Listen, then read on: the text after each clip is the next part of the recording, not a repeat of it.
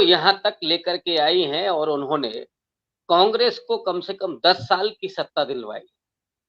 ये सोनिया गांधी का योगदान। और जो मनमोहन सिंह साहब ने कभी कहा था कि इतिहास उनके साथ न्याय करेगा, तो मुझे लगता है कि सोनिया गांधी के साथ जरूर न्याय होगा। इस तरह के जो उनको कलंकित करने की कोशिश हो रही है, ये ज्यादा दिन टिकने वाली नहीं है, क्योंकि ऐसा कुछ है भी नहीं।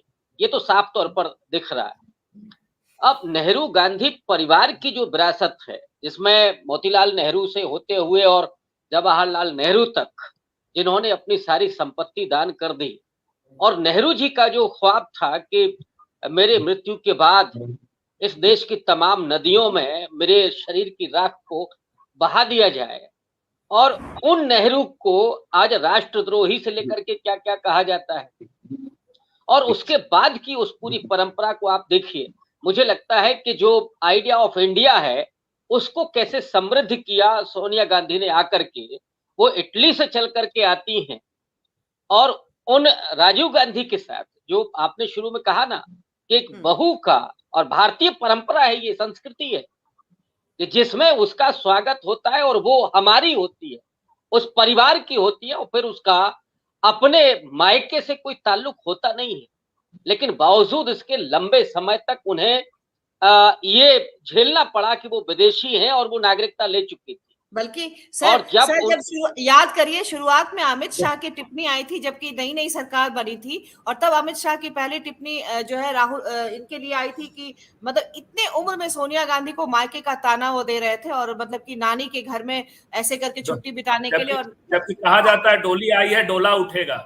हाँ, डोली तो आई है डोला उठेगा, एक ही घर से। जी। वो और कितनी ये अपमानजनक। सोनिया गांधी ने साबित भी किया है। हाँ। वो आप अगर उनकी कुछ पुराने फोटोग्राफ्स देखें, तो आपको वो तस्वीर भी याद आती होगी जब वो वरुण गांधी का नाड़ा ठीक करते हुए दिखेंगी। आपको वो तस्वीर भी याद आती होगी जब राजीव गांधी के साथ वो सिर पर पल्लू डाले हुए गरीबों की झोपड़ियों में कहीं बैठी है, कहीं प्रवेश कर रही है। ये वो तस्वीरें हैं जो सोनिया गांधी के उस व्यक्तित्व को हमारे सामने रखती हैं कि उन्होंने कैसे भारतीय संस्कृति और भारतीय परंपरा को अंगीकार किया। एक ऐसी महिला जो इटली से चल करके आती है, वो सिर पर पल्लू रखती है, वो और आप देखिए ना कि उस बच्चे को वरुण गांधी को संभालती, अपनी सास के प्रति जो उनका व्यवहार रहा है, मुझे लगता है कि ऐसी बहू मिलना किसी भी परिवार के लिए खुशनसीबी है कि जब इंदिरा गांधी की हत्या होती है, उस वक्त वो बाथरूम से निकलती हैं और उसी गाउन में अपनी सास को ले जाकर के सफदरजंग हॉस्पिटल पहुंचती हैं। ये जो आत्मीयता है, वो आत्मीयता कम दिखाई पड़ती है ऐसे परिवारों में। और वहां से चल करके दो दो बार उन्होंने प्रधानमंत्री पद को एक तरह से त्यागा। मैं इस बात को नहीं मानता। मनोरमा जी ने जो कहा कि उमा भारती और सुषमा स्वराज ने कहा था कि सिर मुंडवा लेंगे, ये डर और खौफ नहीं हो सकता सोनिया गांधी को। वो सोनिया गांधी की निश्चित रूप से वो अपनी समझदारी थी, वो अंतरात्मा की आवाज कांग्रेस के लोग कहते हैं, लेकिन मैं समझता हूँ कि वो एक समझदारी थी। मेरी मेरी वो टिप्पणी यहाँ के लोकतंत्र के जो एक मतलब बड़ी नेता है, जो कि इस समय उदाहरण पेश कर सकती थी भारत के लोकतंत्र के उदारवादी स्वरूप का, तो उन्होंने बिल्कुल हमेशा के लिए इतिहास में दर्ज करवा दिया हमारे लोकतंत्र का एक हास्यास्पद और शर्मनाक प्रसंग बना करके रख दिया, जब ये मौका आया था कि सोनिया गांधी प्रधानमंत्री बनने जा रही थी, उसके ठीक पहले ही इनके जो नाटक शुरू हुए थे। तो ये मैंने, हाँ, मैं इस तरह की टिप्पणी की थी। जी जी जी। और उसके पहले जब राजीव गांधी की हत्या होती है, उसके बाद वो कांग्रेस पार्टी की अध्यक्ष हो सकती थी।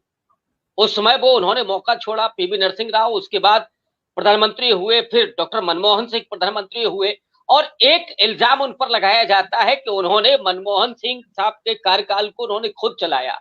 और अगर उन्होंने खुद चलाया तो उन्होंने दिया क्या है?